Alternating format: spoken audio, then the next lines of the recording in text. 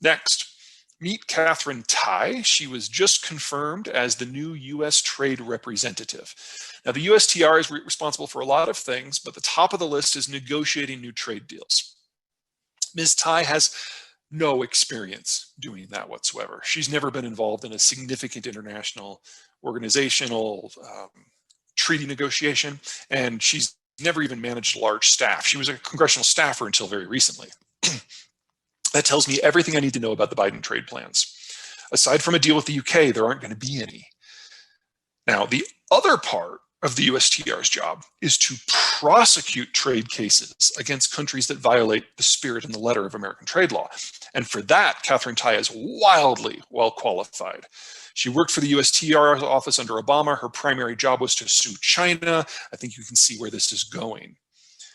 The goal here for the Biden team is not to expand the trade system, but to concentrate it and sue the hell out of anyone who doesn't agree with American law. Next up, Europe. You guys remember a few years ago when the Californians and then ultimately the federal authorities sued BMW and Volkswagen for cheating on air emissions tests? Basically, the Germans had specifically designed their vehicles to detect when they were being tested for smog and to change the way that they operate so they could fool the test. That's actually not illegal in the United States, but it is illegal in Europe. So the Europeans were sued in European courts by American jurisprudence. And of course, the Americans won because the Germans actually had been lying. Some version of that is about to happen with human rights as regards the Chinese and as regards the Russians. We're going to use European law to sue them in their own courts for violations of their own laws. At the same time, we're going to have a trade war. Relations with the Europeans are going to hit a new low. There is no sign that the Biden administration is looking to shore up the alliance system in any meaningful way. Our relations have been diverging for a while now, and it will be under Biden that we experience a formal breach because no one can say, oh, this is just Trump. If somebody who's been involved in American politics for 50 years, who is the anti-Trump, is the one who makes these policies happen, this is real and this is permanent. And then finally, there's China. The relations with the Chinese are getting ugly very, very quickly. We have a lot of things that are going horribly wrong. On his way out the door, Donald Trump rolled a couple of grenades into this relationship. He called what was going on in Zhejiang a genocide because, you know, it is. And he said that any American diplomat at any level can go to Taiwan without needing prior approval and can do so as a formal representative of the US government, which is about that far away from formal recognition. His first day on the job, Trump's policies were reaffirmed by incoming President Biden. Biden also reaffirmed every tariff and sanction the Trump administration had put on any Chinese entity. That includes sanctions on the Chinese equivalent of Chevron. We now have new policies on Hong Kong and Tibet. In his first week, Biden ordered 2 American aircraft carrier battle groups to sail through the South China Sea and do military exercises within sight of the islands that the Chinese claim. And then there's also Catherine Tai, who is Taiwanese. The Chinese perceive this as a full court press, and they are not wrong. And don't forget about developments on the other side of the Pacific. What growth the Chinese had in calendar year 2020 wasn't from consumption. It wasn't really from exports. It was mostly inventory builds. It's like end-around style growth. That's not sustainable and that's not healthy. In addition, Chinese know that their demography is sharply terminal, and they know that their economic model is collapsing.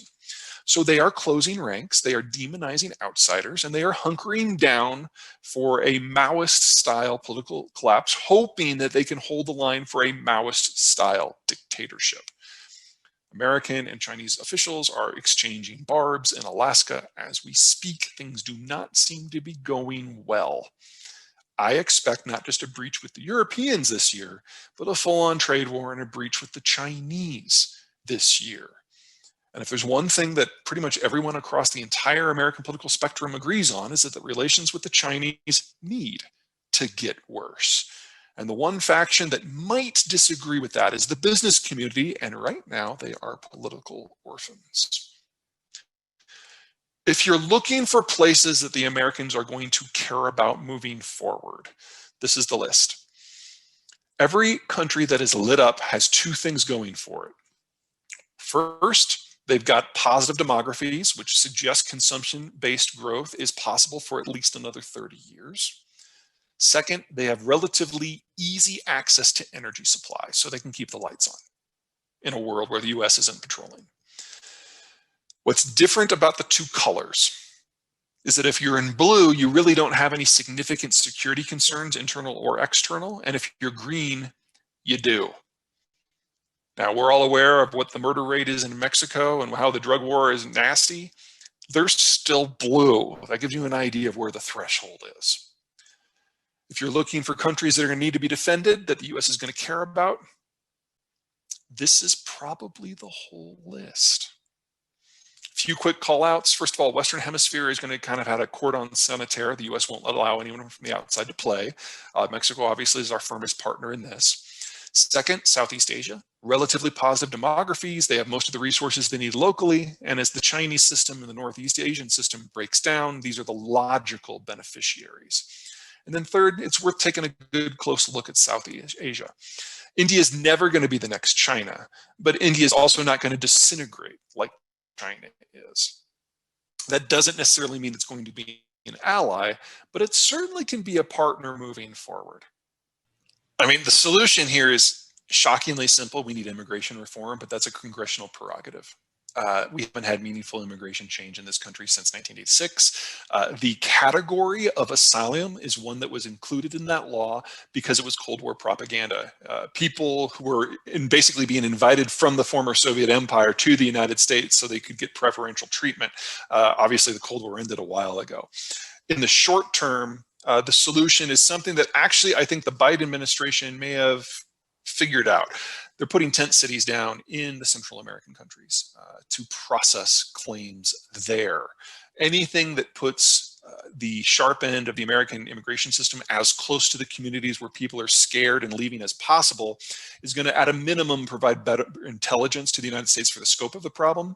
But remember that this wave of people that's coming up right now, they're not fleeing any specific political prosecution. I'm not saying it's a lovely place in Central America, but that's not what this is about. They got hit by 2 Class 5 hurricanes back to back in October and November. It takes 2 months to walk to the border. There literally is nothing left in most of Central America. These people have had better medical care and better food and better security while walking through Mexico for the last 2 months than they have at home, which means that they were going to come no matter what happened on November 6th. We need a policy that addresses for that. I'd say President Carter probably had the best policy in the past. Last time when he was in charge and hurricanes hit the area, he sent immigration officials down to basically offer 3-year work permits. And if you check in with your officer and you pay your taxes and keep your nose clean at the end of 3 years, you can either get a free ticket home or get a path towards citizenship or renew the work permit. So we made it in everyone's best interest to participate in the system rather than avoid it.